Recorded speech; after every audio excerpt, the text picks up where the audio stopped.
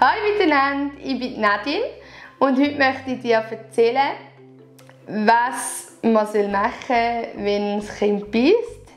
Ich habe gesagt, dass ich mir da Gedanken dazu mache, dass ich auch Sachen ausprobiere mit dem Joshua und er wird euch jetzt einfach ein bisschen von meinen Erfahrungen erzählen.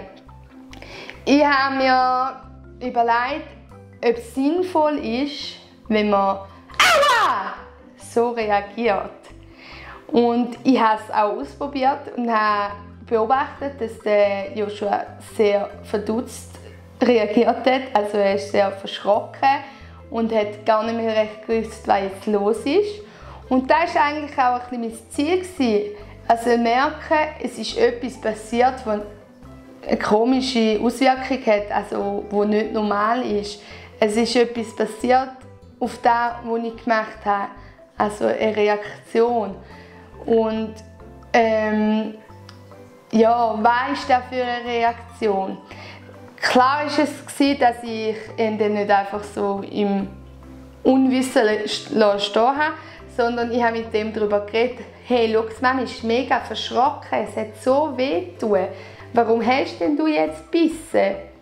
Hast du Hunger? Bist du müde? Und habe dann mit ihm darüber geredet, dass er wie kann lernen, ja, wie kann ich denn das, was ich habe, auch anders sagen.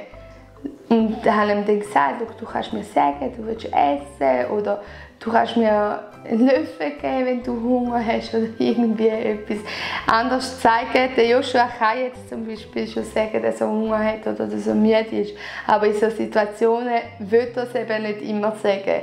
Aber man kann dem Kind auch wie andere Möglichkeiten geben, wenn es es noch nicht verbal ausdrücken kann, dass es auch nonverbal ausdrücken kann, dass zum Beispiel irgendwie mit den Holzfrüchten und Gemüse, dass man es ihm so bringt, um zu sagen, hey, schau, wenn du Hunger hast, kannst du mir das zeigen. Oder wenn er müde ist, dass er sein Schnuschi, Nuki oder was auch immer holen kann. Das ist wahrscheinlich eher geläufig. Aber ja, dass man ihm wie so die Möglichkeit gibt, um die unbefriedigten Grundbedürfnisse auch zu äußern, wie man noch nicht schwätzen kann. Aber eben, dass man nicht beißen muss.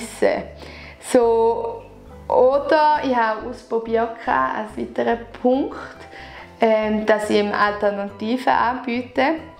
Eben zum Beispiel, wenn er mich beißt, dass ich ihm zeigt, hey, schau, mein Arm oder wo auch immer das er bissen hat, darfst du nicht beißen, das tut der Mami weh.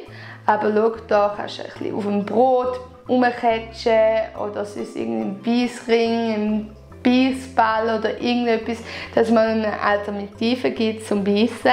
Falls jetzt das Bedürfnis wäre zum Beißen, also zum irgendwie auch seine Wut rauszulassen oder so, dann kann es gleich sein, dass, ja, wenn es keinen Hunger hat, wenn es nicht müde ist, um einfach seine Wut rauszulassen, dass er das auch gut findet, dass er dann irgendwo rumbeissen kann, aber dass man ihm dann auch die Möglichkeit gibt, zum einen rumbeissen, wo es eben auch niemandem wehtut oder wo es auch nicht kaputt geht. Genau.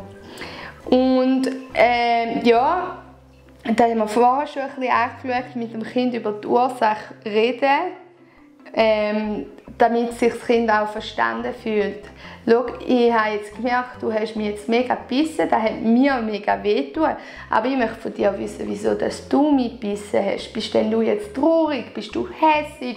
Hast du Hunger? Bist du müde? Dass man wie mit dem Kind hat den Ursprung sucht, wieso dass es gebissen hat, um auch wirklich da zu befriedigen, um ihm das zu geben, was er braucht in dieser Situation. Genau. Ja, sonst auch habe ich das Gefühl, eben der Joshua hat manchmal auch gebissen, weil er einfach hässig war, weil er wütend war und weil er einfach überschüssige Energie hatte. Er ist ein mega aktiver Bub, aber ich habe gemerkt, wenn es mal ein regnerischer Tag war und wir vielleicht ein bisschen weniger draußen waren, hat er mehr gebissen, wie wenn wir ja, schönes Wetter hatten und auf dem Spielplatz waren und am Nachmittag draußen waren und hin und her und viel Bewegung hatten, dann hat er weniger gebissen. Also wenn es ihren Bewegungsdrang auch ausleben können, kann es auch dazu führen, dass sie weniger bissen. Also das hat bei Joshua sehr gewirkt. Das, was ich hier ein bisschen ausprobiert habe, das war wirklich sehr auffällig gewesen. Genau.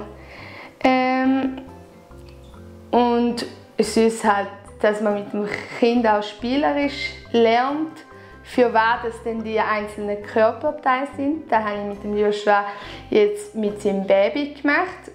Wir haben das Baby angeschaut, genau unter die Lupe genommen und eben auch darüber geschwätzt, was macht man denn mit den Ohren, was macht man mit den Augen, was macht man mit dem Mund, mit den Händen, mit den Armen, mit den Füßen, mit allem.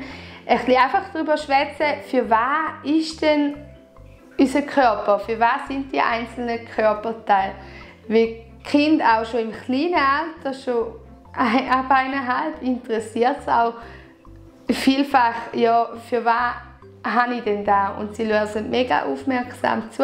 Und vor allem, wenn man es auch ein bisschen auf eine spielerische Art macht. Zum Beispiel eben, der Joshua hat sein Baby mega gern und ist dann mega interessiert dabei und hat es gezeigt und hat über die Augen gefahren und ist mega begeistert gewesen, dass wir da über das geredet haben und hat auch mega viel mitschwätzen. Ja, auch mit Kindern, die noch nicht schwätzen können, kann man es natürlich auch so machen, dass man einfach selber schwätzt. Weil Kinder verstehen das schon sehr viel mehr, wie wir glauben, dass man es ihnen einfach so erklärt.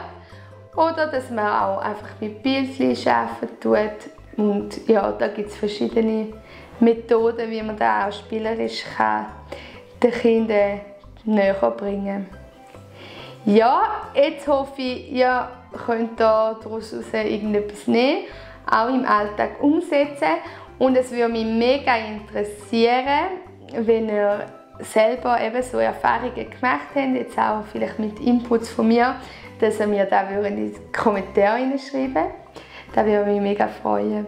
Und jetzt wünsche ich euch viel Erfolg mit euren Bissi-Kindern. Tschüss miteinander!